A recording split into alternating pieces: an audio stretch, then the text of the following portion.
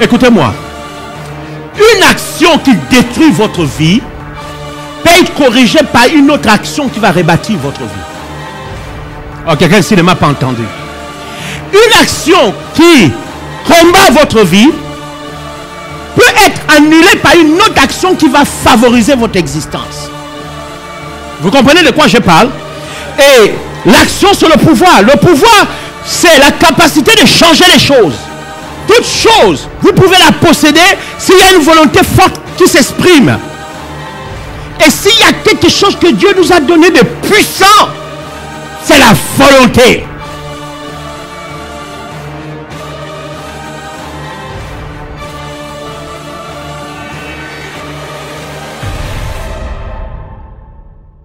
On commence notre vie chrétienne avec ce qui est bon. Mais plus nous aimons Dieu, nous allons aspirer à ce qui est agréable. Et plus nous faisons des exploits, nous allons aspirer à ce qui est parfait. Et à partir de ce moment, vous comprenez que la vie, le progrès, ce n'est pas des choses spontanées. Ce n'est même pas un don. C'est le fruit d'un effort. Et vous comprenez également que la vie, on l'aborde simplement, mais tout en respectant les différentes étapes. Même dans la vie chrétienne, vous voyez, la Bible parle de ce qui est bon, de ce qui est agréable et de ce qui est parfait. Mais vous ne pouvez pas aspirer à ce qui est bon, à ce qui est agréable, à ce qui est parfait, si vous n'avez pas d'abord un objectif de vie. Vous devez avoir un objectif de vie. L'objectif de vie est capital. Pourquoi? Parce que c'est à cause de l'objectif que l'homme, au fait, déploie toute sa force pour pouvoir atteindre l'objectif. C'est pour ça que quand vous n'avez pas d'objectif dans la vie, eh bien, vous pouvez vivre comme monsieur tout le monde. Votre vie ne sera pas, au fait, une vie disciplinée. C'est ça que la Bible dit, faute de vision, le peuple meurt. Heureux s'il observe la loi. Vous ne pouvez pas avoir une vision sans avoir des principes. Parce que les principes, c'est ce qui va vous permettre d'atteindre votre vision. Et les principes, c'est ce qui va vous permettre de gérer votre vie. Mais il vous faut d'abord avoir un but. Il faut avoir une vision. Il faut désirer. Et j'aimerais vous dire ceci. Le plus grand cadeau que Dieu vous a donné, c'est le libre arbitre. Si vous perdez votre libre arbitre, vous perdez votre vie. Le choix est une force que Dieu nous a donnée.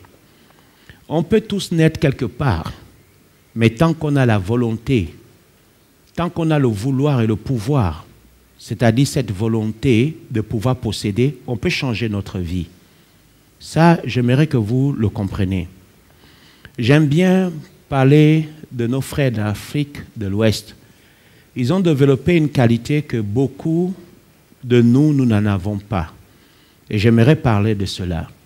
Vous savez, les gens d'Afrique de l'Ouest vivent dans un environnement où, au fait, ils n'ont pas de matières premières. C'est un pays d'Afrique de l'Ouest et c'est difficile. Et d'autres naissent dans des conditions difficiles, où la pauvreté sévit. Ils ne sont pas comme l'Afrique centrale. L'Afrique centrale, c'est le poumon de l'Afrique. On a tout. On a tout ce que Dieu a créé. L'or, le manganèse, le diamant, l'uranium, le bois, tout ce que vous connaissez comme richesse. Mais qu'est-ce qu'ils font? Ils se disent, au fait, on n'a pas eu la grâce d'avoir tout ça. On n'a même pas eu la grâce d'être né dans une famille aisée. Qu'est-ce qu'ils font? Ils libèrent leur potentiel dans leur environnement. Ils se battent à avoir une somme d'argent et ensuite ils se lancent à la conquête d'un pays qui peut les offrir mieux que ce qu'ils ont chez eux.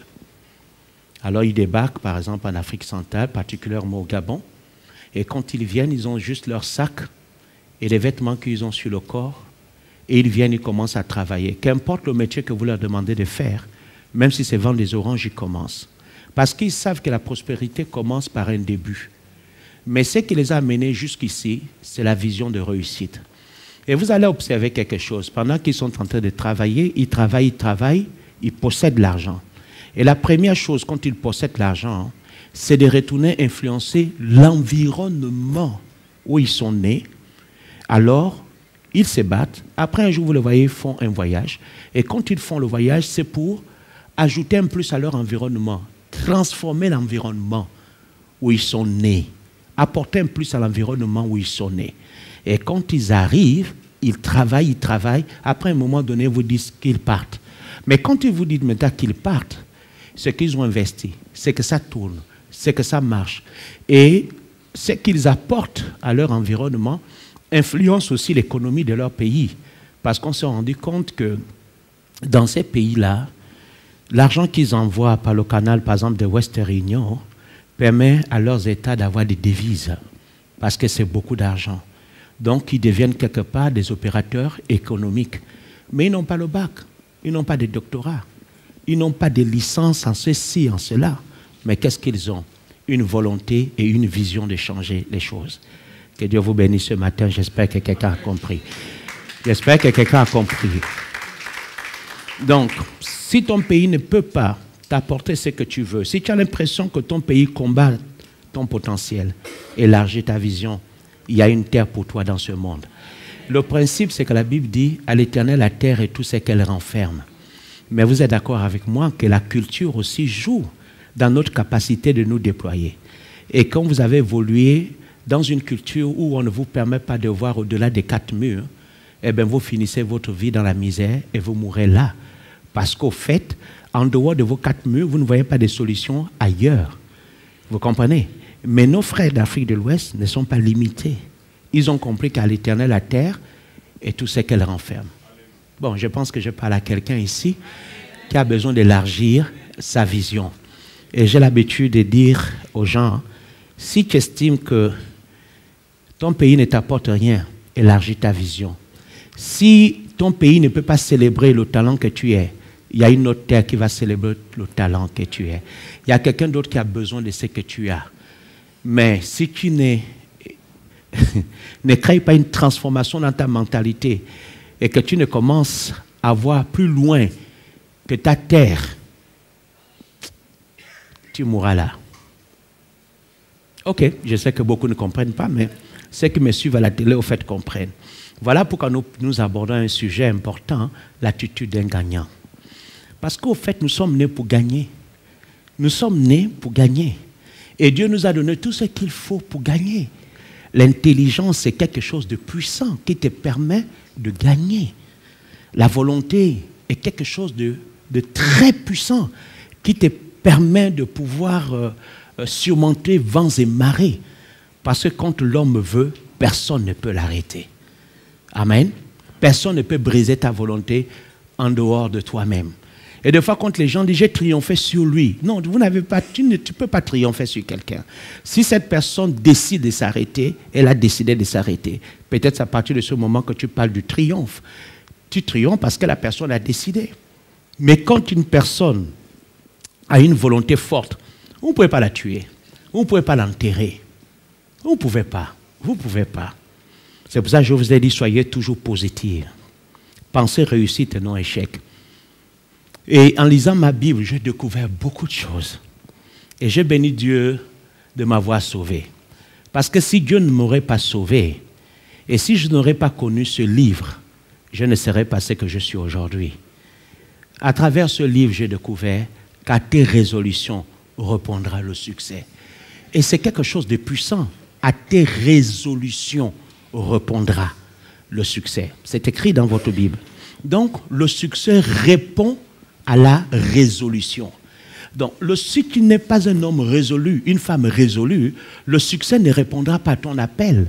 Parce que quand tu aspires à quelque chose, au fait, tu fais appel au succès.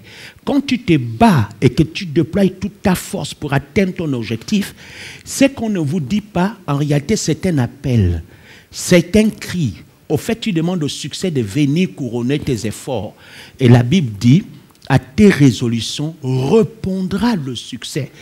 Et sur ton chemin brillera la lumière. C'est-à-dire tu vas voir clair. Donc, la Bible m'a beaucoup aidé. C'est pour ça que vous devez lire la Bible. Vous devez méditer la parole. La Bible m'a beaucoup aidé. Ne vous éloignez pas de la Bible. Étudiez-la. Sondez-la. Amen. Soyez toujours en connexion avec votre Bible. Étudiez. Ouvrez toujours les pages de votre Bible. Je vous ai donné un conseil, n'oubliez pas toujours de lire le livre des Proverbes et des Psaumes. Ce sont des livres qui vont vous enseigner la sagesse, qui vont vous permettre d'exercer le discernement. Parce que le livre des Proverbes, c'est le résumé d'une vie. C'est le résumé des vies. Mais l'auteur qui a le plus écrit dans les Proverbes, c'est Salomon. Et il fait le résumé de sa vie. Et vous savez tous que Salomon était le roi le plus prospère de toute la terre. La Bible dit qu'il n'y a pas existé un autre roi comme celui-là. Mais il avait un don, une capacité extraordinaire qu'on appelle la sagesse. Amen. Et il lit aussi Ecclésiaste, parce qu'il fait le résumé de sa vie. Après avoir tout possédé, il va écrire Ecclésiaste. Et quand il écrit Ecclésiaste, il nous enseigne sur la vanité de certaines choses. Et dans Ecclésiaste, il nous montre aussi ce qui est utile et ce qui n'est pas utile. Amen. Et c'est à vous d'étudier. Donc, soyez toujours positifs, pensez réussite. Notre texte de base, c'est Josué chapitre 1, de verset 6 à 9. Verset 6. Fortifie-toi, prends courage, car c'est toi qui mettras ce peuple en possession du pays que j'ai juré à leur père de leur donner. Verset 7. Fortifie-toi seulement, aie bon courage, en agissant fidèlement selon toute la loi que Moïse, mon serviteur, t'a prescrit. Ne t'en détourne ni à droite, ni à gauche, afin de réussir dans tout ce que tu entreprendras. Verset 8, qui est un verset important. Que ce livre ne s'éloigne point de ta bouche. Médite-le jour et nuit pour agir fidèlement selon tout ce qui est écrit.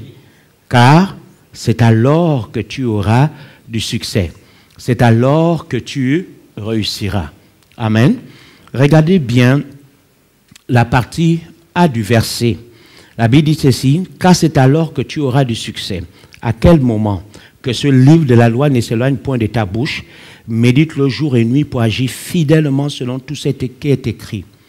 Lorsque vous respectez une instruction et que vous l'appliquez fidèlement, vous allez réussir. Vous allez réussir. Parce que l'instruction, c'est quelque chose de puissant. Quelqu'un a dit, celui qui possède l'information possède la puissance. Celui qui a l'instruction a la puissance. Amen. Celui qui a l'instruction a la puissance. N'oubliez pas, Osée 4.6, mon peuple périt faute de quoi? De connaissance. Faute de connaissance. Verset 9. Lisons le verset 9. Le verset 9 dit ceci. Ne t'ai-je pas donné cet ordre? Fortifie-toi, prends courage. Ne t'effraie point, ne t'épouvante point, car l'Éternel ton Dieu est avec toi dans tout ce que tu entreprendras. Il arrive des fois que nous avons l'impression que la chose est au-dessus de nos forces. Et des fois, nous avons peur. Et on s'est dit, le rêve est tellement grand. Est-ce que je rêve? Est-ce que je réalise? Et on commence à se poser beaucoup de questions. Mais Dieu dit, ne t'épouvante pas. Parce que quand Dieu vous donne une vision, il sait ce qu'il va faire. Donc, il ne faut pas que la vision te dépasse. La seule chose que tu dois faire, c'est tout simplement méditer sa parole, méditer ses lois, recevoir l'instruction.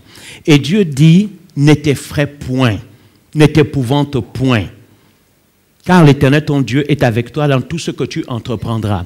La vision est grande. Tu as l'impression que c'est au-dessus de tes forces. Là n'est pas le problème. Suis seulement mes instructions. Fais ce que tu dois faire à chaque étape. Agis fidèlement selon mes principes. À chaque étape, reste seulement fidèle.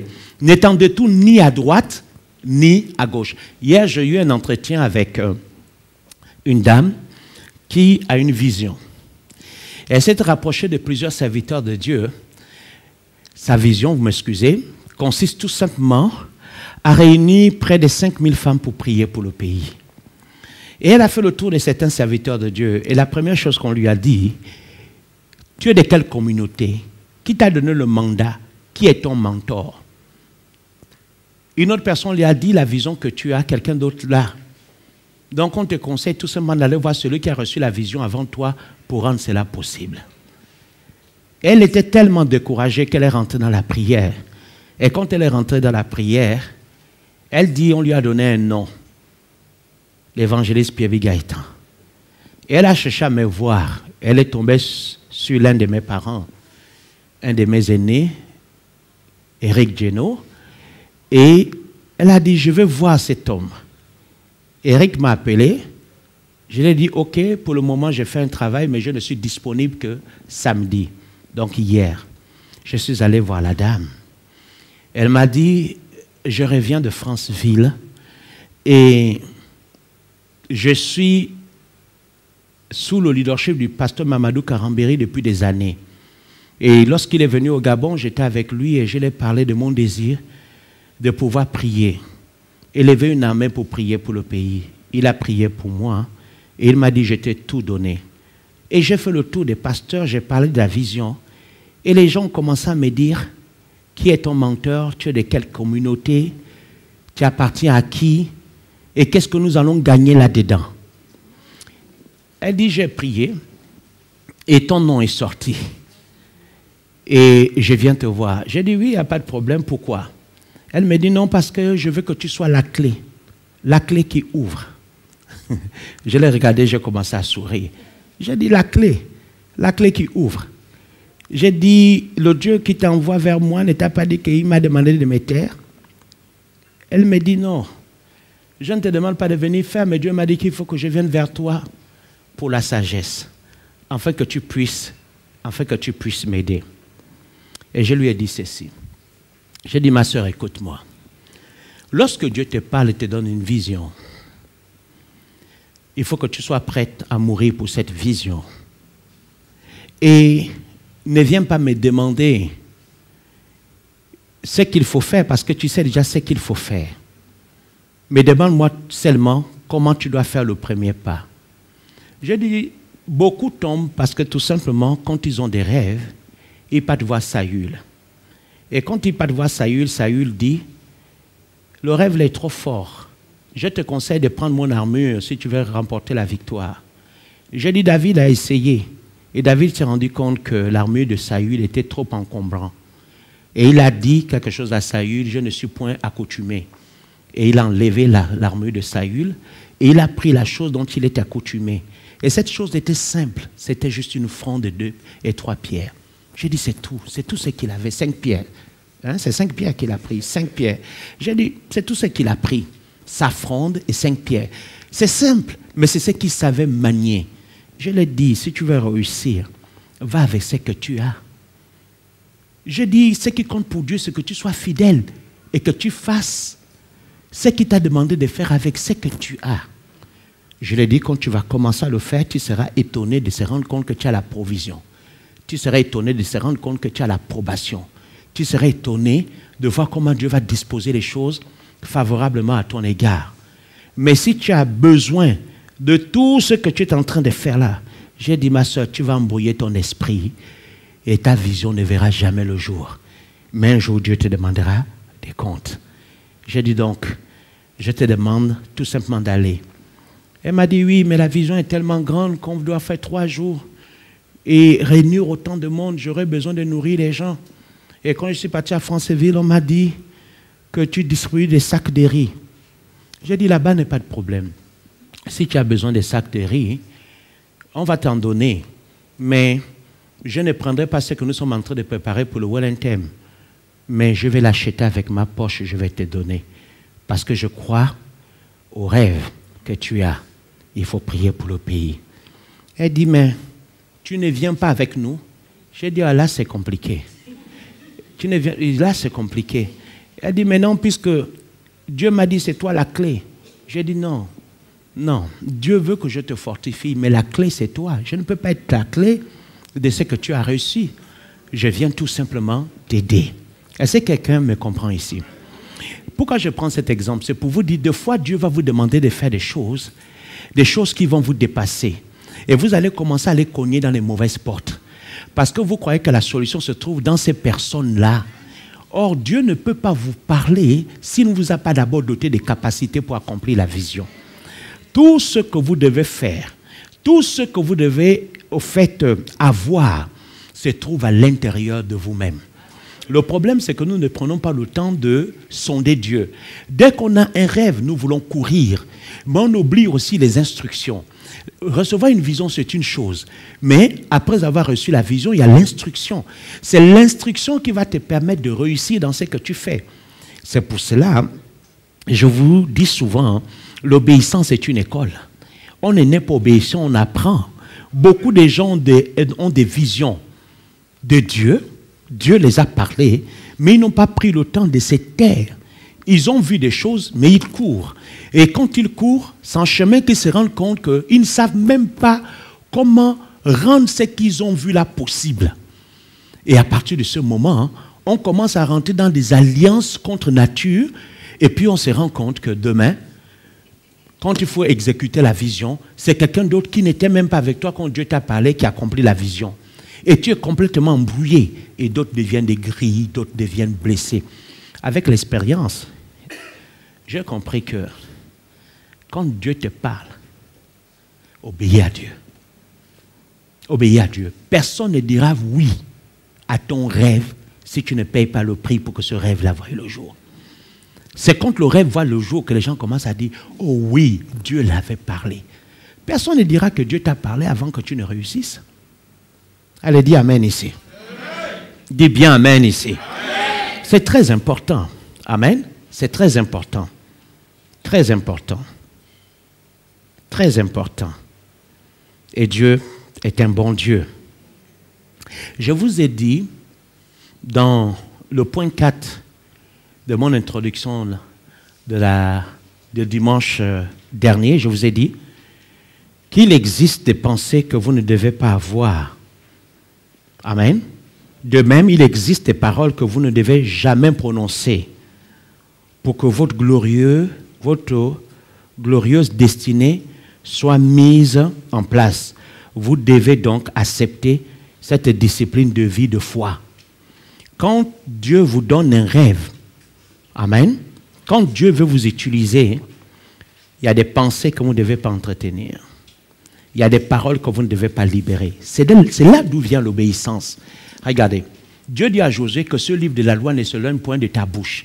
Pourquoi? Parce que à la conquête de Canaan, cette grande vision de posséder Canaan, c'est tellement puissant qu'il faut que ta bouche se marie avec ta vision. Ta bouche ne doit pas combattre ton rêve. Ta bouche doit être en harmonie avec ton rêve. Il y a des gens qui ont des rêves, mais la bouche ne pousse pas leurs rêves. Ils détruisent tout avec leur bouche. Qui comprend quelque chose ici? C'est pour ça qu'il y a des pensées que vous ne devez pas avoir. Ne pensez pas impossibilité, pensez possibilité. Et n'oubliez pas, ce n'est pas vous qui êtes à l'origine du rêve, c'est Dieu. Et dans la poursuite d'un rêve, il y a des choses que Dieu fera et vous n'avez pas besoin d'aider Dieu. Il y a des choses que Dieu vous demandera de faire et il ne le fera pas à votre place. Donc quand tu poursuis un rêve, tu dois comprendre cette discipline-là. Il y a des choses que Dieu doit faire et donc moi je ne peux pas faire ces choses à sa place. Vous ne pouvez pas aider Dieu. Amen. Dieu, il est responsable. Et il y a des choses que vous allez faire que Dieu ne fera pas à votre place. Ça, il faut le comprendre. Dans ma marche de foi, j'ai toujours eu des rêves. Et Dieu s'est occupé de la provision. Quelqu'un ici ne m'a pas entendu. J'ai eu des rêves impossibles sans provision. Quand je parle de la provision, je parle de moyens. Il y a des gens qui ont des visions, mais qui ne peuvent pas s'élever parce qu'ils n'ont pas de moyens. Il y a d'autres qui attendent d'abord avoir des moyens pour avoir des rêves.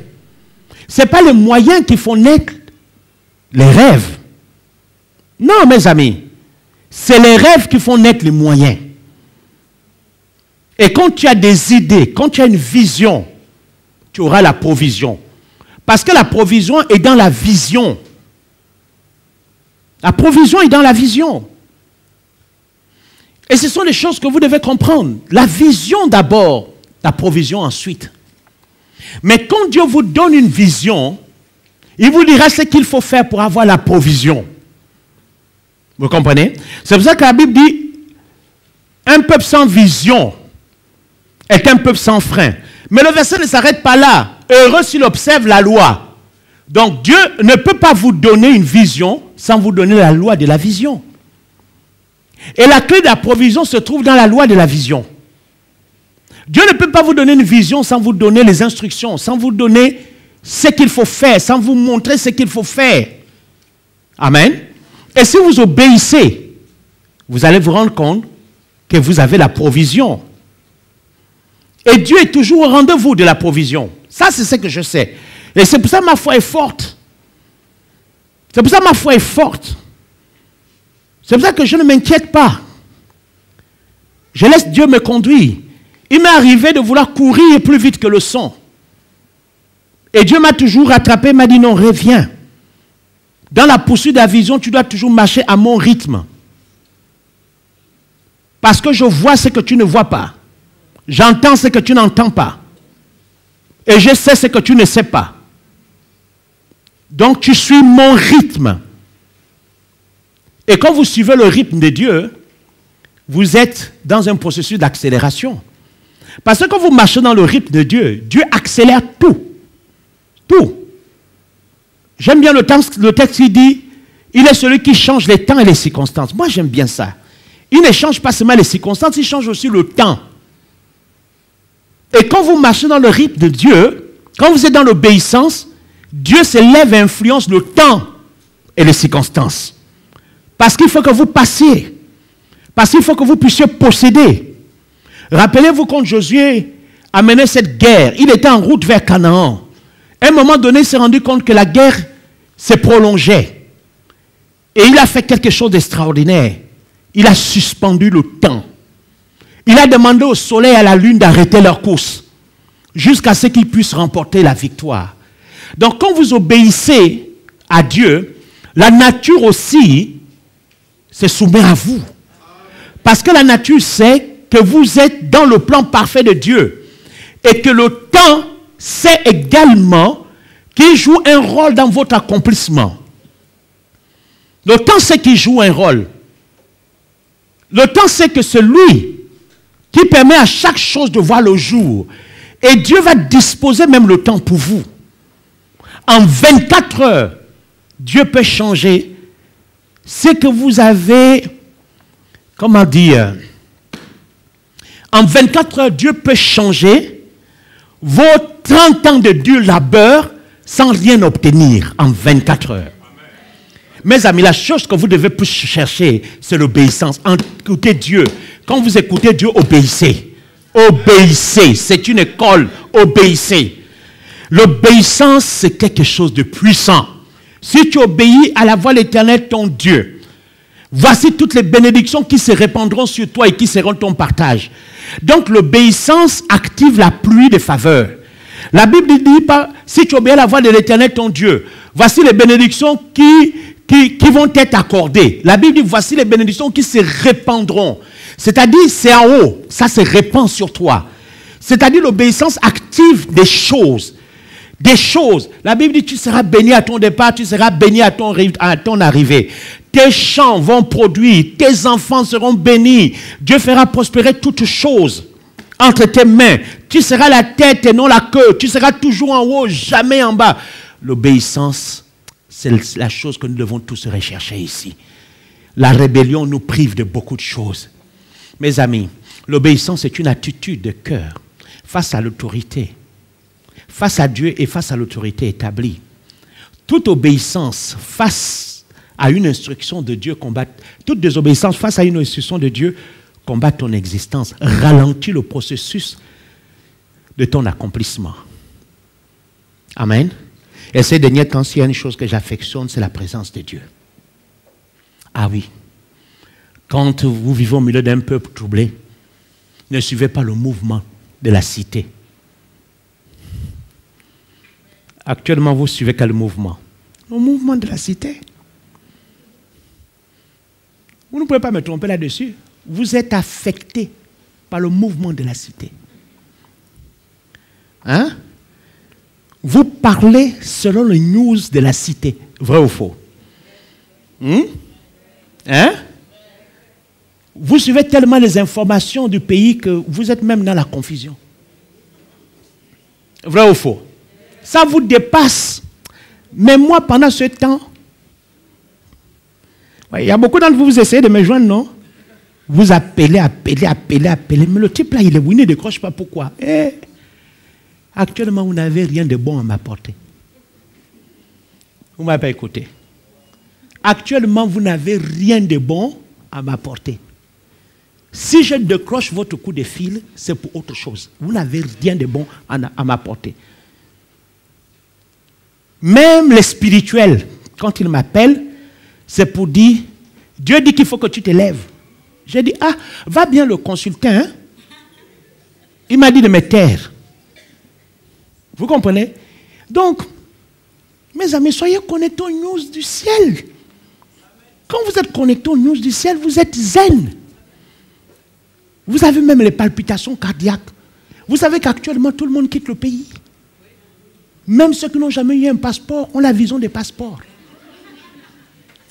Vrai ou faux? Mais pourquoi? Les news de la cité. Moi, je reste connecté. Et c'est d'un temps, j'affectionne la présence de Dieu. Toute cette semaine, je suis resté dans ma chambre.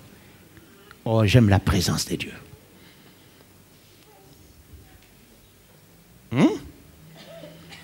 Et je lis, j'étudie, je suis zen. Ma femme m'a dit, et ça m'a fait rire, on est ensemble et puis, je suis là pour moi, allongé, elle vient me dit, ton visage a quelque chose. J'ai dit, mon visage a quoi? Elle dit, je ne sais pas, mais quand je regarde ton visage, il y a un éclat, on dirait que on t'a gommé le visage, tout et tout. J'ai dit, mais ma femme, s'il y a le gommage, c'est toi qui peux faire le gommage. Et tu sais que tu ne me fais pas le gommage. Elle dit, oui, je ne sais pas comment l'expliquer. En fait, je savais ce qu'elle voulait dire. Je savais ce qu'elle voulait dire parce que la Bible dit ceci. Un cœur joyeux rend le visage serein. Vous comprenez? La beauté du cœur embellit le visage. Répétez-le. Plus fort. Votre âme n'a pas bien compris. Plus fort. Fermez un peu les yeux. Plus fort. La beauté du cœur embellit le visage et tu n'as pas besoin de maquillage, ma soeur. Tu n'as pas besoin de fards, de poudre, de projecteurs, de clignotants, ma soeur. Mon frère, tu n'as pas besoin de gommage. Et je vous annonce que je ne fais aucun gommage. Vous savez pourquoi? Mon cœur est calme, joyeux, détendu. Et je dis à ma petite, c'est la joie qui fait ça. Elle me dit, tu sais, je n'arrive plus à te situer. Actuellement, je ne sais pas. Quand je dis tu es là, tu es ailleurs. Quand je dis tu es là-bas, tu es ailleurs. Je dis, maman, actuellement là, tu n'arrives pas à me situer. Parce que quand le diable tire ici, j'esquive. Non, tu ne peux pas me situer. J'esquive les balles. Quand il me sollicite ici, je tape là. Allez, ok. Donnez un peu de fraîcheur à votre visage. Hein? Je ne vous demande pas d'aller maintenant, vous allez prendre les lames pour... Il a dit un peu de fraîcheur. Un peu de fraîcheur. Ce n'est pas de cette fraîcheur-là que je parle. Un cœur joyeux rend le visage serein. Répétez-le encore. Un cœur joyeux rend le visage serein. Alors, maintenant, retournons ça. Un cœur chargé rend le visage comment? Sombre. Sombre. Sombre. Beaucoup d'entre vous, vous êtes sombre parce que le cœur est plein. Chargé. La Bible dit la joie du Seigneur est ma force. Donc vous voyez, la joie apporte la force aux membres. La Bible dit un cœur joyeux est un bon remède. Vous voyez, Donc la joie, c'est un médicament. Et la Bible dit c'est la vie pour tout le corps. Actuellement, j'aime la présence de Dieu. Et il n'y a que la présence de Dieu qui apporte la joie au cœur. Hein? Je vais rester là-bas dedans. Actuellement, la présence des hommes me donne les inquiétudes. Donc je fuis l'homme. Il y a le petit temps que j'ai fait avec cette femme-là. J'ai écouté beaucoup de choses. Et quand j'ai commencé à sentir bibi, bibi, bibi, j'ai dit, bon, maman, tu m'excuses, il faut que je rentre. Parce que je sentais que l'atmosphère commençait à changer. Parce que quand on commence à dire, tel a fait ça. J'ai dit, bon, maman, ok, j'ai compris. Tu pars quand, tel jour. Ok, je t'enverrai des sacs de riz. Il faut que je rentre. La joie du Seigneur est ma force. Dites-le. La joie du Seigneur est ma force. Comment vous vous sentez ce matin? Ne soyez pas affectés par la cité. Contrôlez la cité. Contrôlez la cité. Contrôlez la cité. Amen. Et n'oubliez pas Josué 1,9. Ça dit quoi? Ne t'ai-je pas donné cet ordre? Fortifie-toi et prends courage. Parce que quand vous décidez de vivre une telle discipline, il faut être fort. Des fois, vous allez entendre des appels qui vous demandent de sortir de la maison. Hein? Ok? Moi, je me suis tellement fortifié que je suis fort. Dans ma propre maison, dans ma chambre, je fais de lundi à dimanche sans sortir au couloir. Pourquoi? Parce que je suis fort. Ma chambre ne m'ennuie pas. Hein? Et je ne m'étouffe même pas. Parce que celui qui a créé l'univers est dans ma chambre. Amen. Je ne m'ennuie pas. C'est mon épouse qui trouve que je suis devenu bizarre. J'ai dit, maman, je ne suis pas bizarre. J'ai dit, maman, c'est salutaire. Parce que même Lucien Lefer, alias Lucifer, il est arrivé à un stade où il dit, ça ne sert même plus à rien de concevoir des plans contre lui. Alléluia. Parce que si on a prévu un plan dans un carrefour, le type ne sort pas. Vous comprenez? Ah. Ne t'effraie point, ne t'épouvante point, car l'Éternel ton Dieu est avec toi dans tout ce que tu entreprendras. N'oubliez pas le verset 5. Nul ne tiendra devant toi tant que tu. Je serai avec toi comme j'ai été avec. Je ne te délaisserai point et je ne t'abandonnerai point. Nul ne tiendra devant toi tant que tu vivras. Confesse avec moi, nul ne tiendra devant moi tant que je vivrai. Nul ne tiendra devant moi tant que je vivrai. Plus fort, confesse-le encore. Nul ne tiendra devant moi tant que je vivrai. Encore une fois, plus fort. Nul ne tiendra devant moi tant que je vivrai. Donc, bats-toi pour être en vie, pour que nul ne tienne devant toi. Amen. Ne l'oublie pas, ne l'oublie pas. Amen. Le verset 3 dit quoi? Tout lieu que foulera la plante de vos pieds, je vous le donne comme je l'ai dit à Moïse. Amen. Dimanche, parce que je vous ai dit ceci. Gardez toujours en esprit, amen, que votre propre décision de réussite est plus importante que n'importe quoi d'autre. Gardez ça en esprit. C'est vous qui décidez. Ce n'est pas les circonstances, c'est vous qui décidez. Amen. Et gardez ça toujours en esprit. Amen. Votre propre décision de réussite est plus importante que n'importe quoi d'autre. Le troisième point que j'ai partagé avec vous dans mon introduction était le suivant. Les perdants regardent les obstacles. Les gagnants regardent quoi? La destination. Merci pour ceux qui ont bien suivi mon introduction dimanche passé. Les perdants regardent les obstacles. Les gagnants regardent la destination. Regardez la destination. Parce que la destination, c'est votre point de chute. C'est là où vous devez atterrir. Et c'est là-bas où il y a votre futur. Je vous ai dit, les pieds symbolisent le pouvoir de l'action. Les pieds symbolisent quoi? Le pouvoir de l'action. Amen. Et Dieu dit, tout lieu que foulera la plante de vos pieds, je vous le donne. Le pouvoir de l'action. L'action a un pouvoir. L'action a un pouvoir. Si vous êtes assis, vous ne faites pas peur au diable. Si vous êtes couché, vous ne faites pas peur au diable. Mais dès que vous décidez de vous lever, c'est là où le diable dit maintenant, là, il y a autre chose. Vous ne faites peur à personne si vous ne faites rien. On ne craint pas quelqu'un qui ne fait rien. On ne craint pas quelqu'un qui n'entreprend pas. Vous comprenez? Mais l'action vous confère un pouvoir. C'est celui qui consiste à changer les choses. Quand vous êtes un homme d'action, vous pouvez tout posséder et tout changer. Les hommes d'action, ce ne sont pas des hommes passifs. Non, ils savent ce qu'ils veulent. Ils ont la rage de vaincre. Amen. Notez ceci. C'est important. Notez-le. L'action, c'est quoi? C'est le pouvoir. Le pouvoir, c'est la capacité de changer les choses. Aussi, si vous détenez le pouvoir, mais que vous ne l'utilisez pas, vous le gâchez. Je vous ai dit, le pouvoir, c'est la capacité de changer les choses. C'est une chose d'avoir le pouvoir.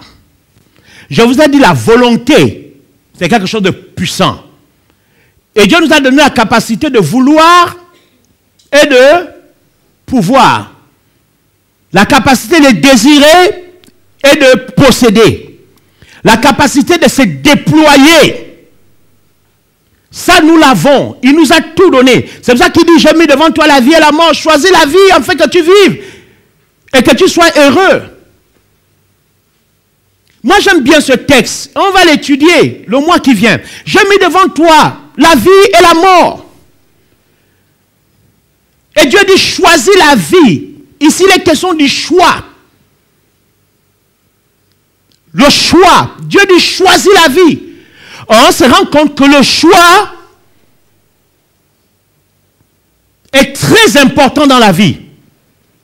Le choix. Parce que la vie est le reflet de nos choix. Choisis la vie. Le choix donne la direction à ton existence. Tu orientes ta vie en fonction de tes choix. Le choix, c'est les rails sur lesquels se tient le train qui est ta vie. En fonction de tes choix, tu donnes à ton existence une direction. Là où ta vie est, c'est ce que tu as choisi hier. Ce qu'elle sera demain dépend de tes choix d'aujourd'hui. Le choix. Et Dieu nous a donné quelque chose de puissant. On va en parler. Ne manquez pas le séminaire du mois qui vient. Le choix. Je vous ai parlé de l'attitude d'un gagnant. Mais on va voir le choix. Il y a des gens qui croient qu'ils sont maudits. Il y a des gens qui croient qu'ils ont un démon dans leur vie. Mais ce qu'ils oublient, c'est qu'ils sont le reflet de leur choix d'hier. Ils sont la matérialisation de leur choix d'hier. Vous êtes le reflet de vos choix d'hier. Ne l'oubliez pas. Il ne faut pas l'oublier. Le choix, c'est quelque chose de puissant. Et vous ne pouvez en vouloir à personne qu'à vous-même. Écoutez-moi. Une action qui détruit votre vie peut être corrigée par une autre action qui va rebâtir votre vie.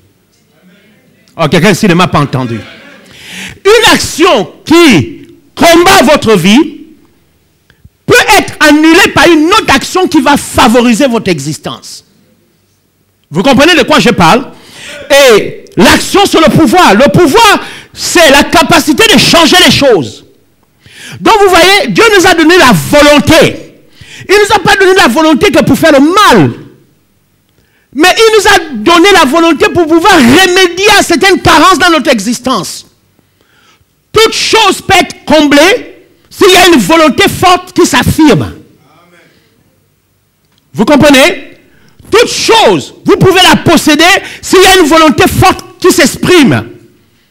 La volonté, c'est le pouvoir. C'est une capacité extraordinaire. La volonté, lorsqu'elle s'exprime, C'est de l'énergie qui est libérée. Et on ne libère pas son énergie pour rien. On libère son énergie parce qu'on a un objectif à atteindre. Et s'il y a quelque chose que Dieu nous a donné de puissant, c'est la volonté. Les gens disent c'est que femme veut, Dieu veut. Vous connaissez pourquoi on a utilisé cette expression? Hein? Parce qu'en fait, on reconnaît à la femme une qualité. C'est que quand elle veut quelque chose, elle est prête à tout. Au fait, c'est à cause de ça qu'on dit que ce que femme veut, Dieu veut. Parce qu'on s'est rendu compte que quand une femme veut quelque chose, elle l'obtient. Et sa volonté est tellement forte qu'on a l'impression que même le ciel se soumet à sa volonté. Ce n'est pas que Dieu se soumet à la volonté de la femme. Mais elle exprime plus de détermination dans ce qu'elle veut que l'homme. Ok. Vous avez l'illustration. Les apôtres ont abandonné. Les femmes ont continué. Les apôtres se sont retirés dans une chambre. Les femmes ont continué à tenir le corps. Et c'est parce qu'elles amenaient des aromates et des parfums pour aller entretenir le corps de Christ à la tombe qu'elles étaient les premières à avoir la bonne nouvelle qu'il était ressuscité. Elles étaient les premières à le voir. Et quand on vous dit, qui était le premier messager de la résurrection? Ce n'était pas un homme. Jésus a dit, allez dire à mes frères. C'était les femmes. Ok, bon, il n'y a pas de femmes ici. Et vous avez pris votre vocation, vous l'avez donnée aux hommes. Et les hommes ont dit, maintenant c'est nous qui devons prêcher la bonne nouvelle, que les femmes se taisent. Mais c'est parce que vous êtes partis annoncer qu'il est ressuscité, qu'il est obligé de les apparaître pour confirmer votre message. Ok, laissons ça, ok, beaucoup de femmes ne comprennent pas ce que je suis en train de dire. Vous ne comprenez pas, vous avez tout laissé. On vous a dit, mets le foulard et tais-toi. Tu as le foulard et tais-toi. Vous vous taisez. Vous ne comprenez rien. Ok, est-ce que je peux fermer ça? Ok, non, je ferme ça. C'est pas le moment. Ok. Le pouvoir, c'est la capacité de changer les choses. Aussi, si vous détenez le pouvoir, mais que vous ne l'utilisez pas, vous le gâchez. Quel gâchis de voir des hommes qui ont un potentiel, qui ont la capacité de changer les choses, mais qui ne l'utilisent pas, qui se sont résignés sur le prétexte que la vie c'est comme ça. Qu'est-ce qu'on peut encore faire? Ma mère était comme ça, mon père était comme ça, ma tante était comme ça, mon oncle était comme ça, et puis tu n'es pas eux. Dis à celui qui est à côté de toi, tu n'es pas eux. Dis-lui ça bien, dis-lui tu n'es pas eux. Et vous établissez une loi qui ne mérite pas d'être établie dans la vie. C'est la loi aussi. Aussi devient une loi. Mon père était comme ça, ma mère était comme ça, moi aussi. C'est pas une loi. Mon père n'a jamais rêvé d'être prédicateur. Je le suis. Mon père ne s'est jamais tenu sur une estrade devant des foules. Je me tiens devant des estrades devant des foules. Mon père n'a pas parlé en langue, je parle en langue. Mon père n'a pas été baptisé du Saint-Esprit, je suis baptisé du Saint-Esprit. Mon père, toute sa vie, n'a pas fait le choix de servir Dieu. Moi, j'ai fait le choix. Il n'a pas fait le choix de l'accepter, bien qu'il a fait, avant de rendre l'âme. Mais moi, je l'ai fait dès ma jeunesse. Parce que je ne suis pas gouverné par aussi, on va faire comment? C'est mon choix qui a fait de moi ce que je suis. Ok, fermons ça. Dites, la volonté c'est le pouvoir. Dites ça bien, la volonté c'est le pouvoir. C'est le pouvoir.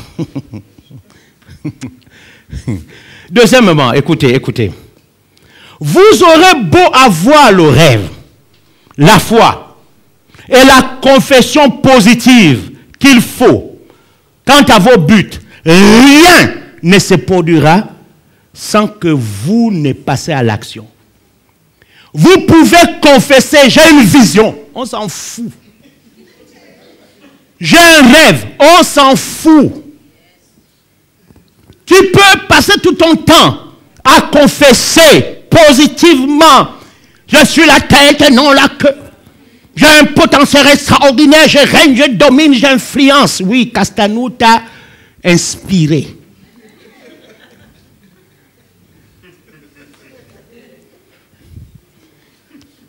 Tu es le perroquet de la forêt gabonaise. Tu ne fais que répéter ce que tu as entendu. Je domine, j'influence, j'impacte.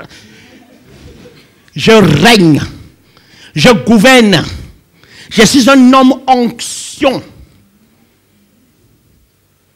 On s'en fout. On s'en fout. Si tu crois que tu l'es, soutiens ta thèse par l'action. Oh, quelqu'un s'il ne m'a pas entendu. Si tu crois que tu l'es, soutiens ta thèse par l'action. Si tu crois que tu es un rêve, passe à l'action. Fais quelque chose. Accouche-le. Parce que le rêve, c'est de l'imaginaire. Le rêve, c'est le monde de l'esprit. Si tu ne passes pas l'action, ton rêve ne deviendra pas matériel. Mais tu peux confesser. Beaucoup confessent. L'Éternel est mon berger, je ne manquerai de rien. Mon Dieu pourvoira à tous mes besoins selon sa richesse avec gloire. Ne confesse pas ça devant moi parce que je viendrai te voir pour les doléances.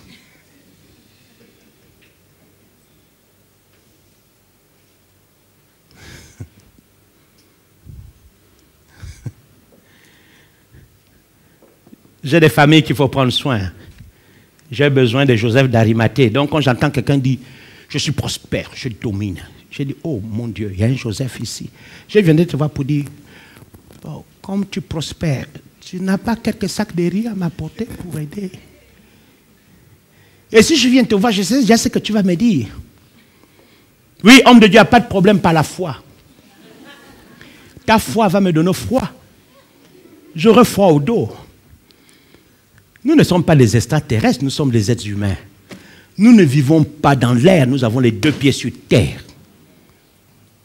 Et quand je confesse que je suis, c'est que j'ai la capacité de faire ce que je dis que je suis. Dieu ne dit pas qu'il est et puis ne fait pas. Il dit, je suis, j'avais juré. Le Dieu qui? Ensuite, qu'est-ce qu'il fait? Il pourvoit. Il dit, je suis l'Éternel tout-puissant. Ensuite, qu'est-ce qu'il fait? Il déploie sa puissance. Quand Dieu dit je suis c'est quoi? C'est ce qu'il est. Quand Dieu dit je suis l'Éternel, Dieu tout-puissant, il dit ce qu'il est et ce qu'il a. C'est pour ça, ensuite, il peut le démontrer. Mais il ne dit pas, je suis l'Éternel Dieu tout-puissant, en sachant qu'il n'a pas la puissance. Ok. Je sais que beaucoup ici, les cerveaux sont bloqués. Donc, quand tu dis, je suis la tête et non la queue, c'est que tu l'es. Parce que je suis, c'est affirmer ce que tu es. Et il ne peut pas être autrement. Je suis un prince et non un esclave. Tu es prince, agis comme un prince. Et la mentalité?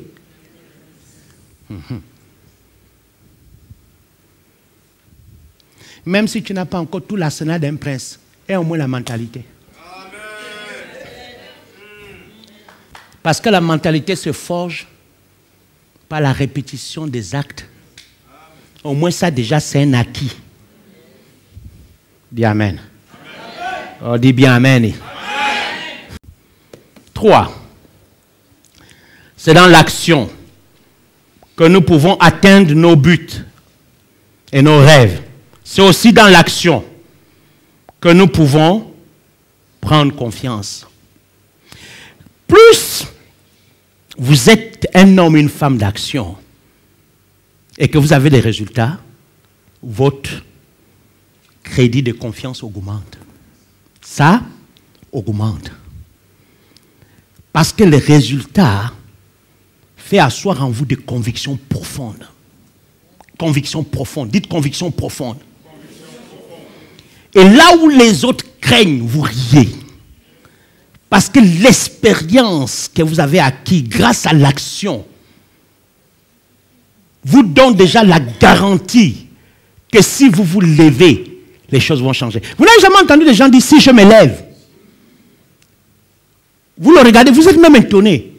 Ils ont dit quoi? Si je me lève, dites-le seulement que si je me lève, les choses vont changer. Mais pourquoi il le dit? Parce qu'il sait que s'il se lève, il sait ce qu'il va faire pour que les choses changent. Il ne se lève pas seulement pour le plaisir de se lever. Il sait ce qu'il doit faire pour que les choses changent. L'action, c'est un pouvoir. Dites-le, dites-le. L'action, c'est un pouvoir, mes amis. Et c'est un pouvoir terrible. Les gens qui changent les cités, c'est des hommes d'action. Hein? Les gens qui changent le monde, c'est des hommes d'action. Amen.